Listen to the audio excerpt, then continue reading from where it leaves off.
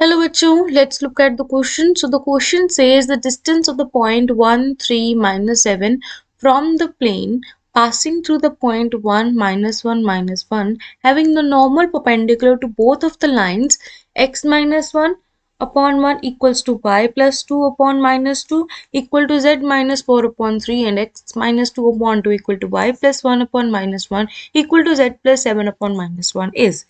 तो हमारे पास क्या गिवन है, कहते हैं distance of the point this point from this. तो हमें क्या निकालना है, इन दोनों पॉइंट का डिस्टेंस निकालना है फ्रॉम प्लेन पासिंग थ्रू, इस पॉइंट का और दूसरे प्लेन का डिस्टेंस निकालना है। अगर हमारे पास जो प्लेन है वो किस में से पास कर रहा है, 1 माइनस वन में से पास कर रहा है, और उस प्लेन का जो नॉर्मल होगा वो परपेंडिकुलर है इन दोनों लाइंस के परपेंडिकुलर है, राइट। तो पहले हम क्या करेंगे, अगर परपेंडिकुलर है तो हम उसके वेक्टर निकालेंगे। तो वेक्टर क्या आ जाएगा, एन वेक्टर। सपोज ये L1 है लाइन और सपोज ये L2 लाइन है, तो L1 लाइन के लिए हमारे पास डायरेक्शन रेशियोज है ना, वो है 1 -2 और 3। ठीक है, इसके अकॉर्डिंगली इसका वेक्टर क्या बन जाएगा, इसका वेक्टर होगा i cap -2j cap plus 3k cap. Similarly N2 vector हमें निकालना है, that is the direction for the line 2।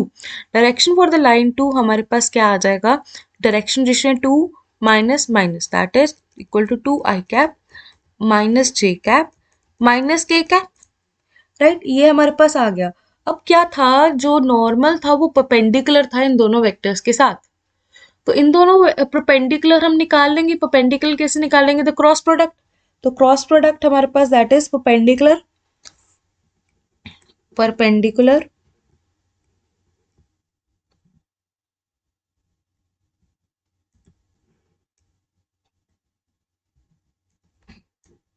let n vector be perpendicular to n2 and n1 vector.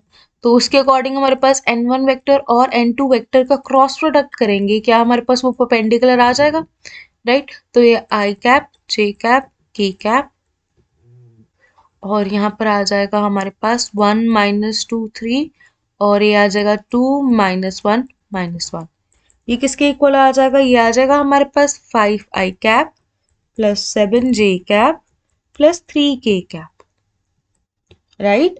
तो हमें क्या पता, हमें क्या कहा था, हमें कहा था कि जो डिस्टेंस है वो जो प्लेन है वो पास किस में से करेगा, इस पॉइंट में से। तो हमारे पास प्लेन का इक्वेशन क्या होती है, for an equation for the plane that is A X minus x1 plus B X Y minus y1 plus C Z minus z1 is equals to 0, where X A B C हमारे पास क्या आते हैं, उसके direction ratio. तो direction ratio हमारे पास इसके जैसे होंगे because it is normal on that. तो दैट इज वाई हमारे पास इक्वेशन क्या, सॉरी, ए बी सी जो हमारे पास होते हैं वो डायरेक्शन रेशियो होते हैं नॉर्मल के ही। तो हमारे पास नॉर्मल के डायरेक्शन रेशियो आ गए 5 7 3। तो हम क्या लिखेंगे, देयरफॉर इक्वेशन 4 प्लेन क्या आ जाएगा,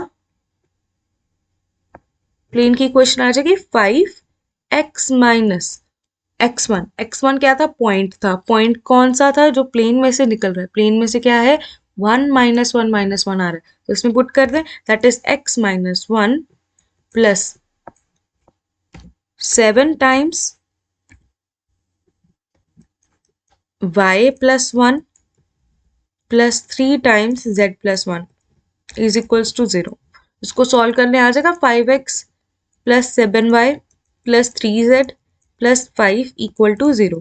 अब ये हमारे पास आ गया इक्वेशन ऑफ द प्लेन।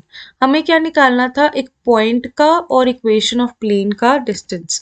हमें इस पॉइंट प्लेन का और पॉइंट का डिस्टेंस निकालना था। पॉइंट क्या था 1 3 -7, पॉइंट क्या है 1 3 -7, इन दोनों का डिस्टेंस निकालना है। कैसे निकालेंगे, तो distance required is equals to formula होता है ax। हमारे पास फॉर्मूला है ax, a क्या आ जाएगा यहाँ पर 5, x क्या है 1 दैट इज 5 प्लस b है हमारे पास 7 और y क्या है हमारे पास 3 प्लस सी जेड C है हमारे पास 3 और Z है हमारे पास -7, दैट इज 3 टाइम्स -7। आगे आ जाएगा प्लस D है हमारे पास 5 upon under root of a square plus b square plus c square, that is 5 का स्क्वायर प्लस 7 का स्क्वायर प्लस 3 का स्क्वायर, इसका मॉडुलस दैट विल बी, हमारे पास इसको सॉल्व करने पे आ जाएगा 5 plus 21 minus 21 plus 5 upon under root of 83 का मॉडुलस, ये आ जाएगा हमारे पास 10 अपॉन अंडर रूट 83, राइट, इसके units. So this is the answer. This is the distance required. That is 10 upon 83. तो इसके accordingly हमारे पास option B is the correct answer. I hope you understand it well. Best of luck.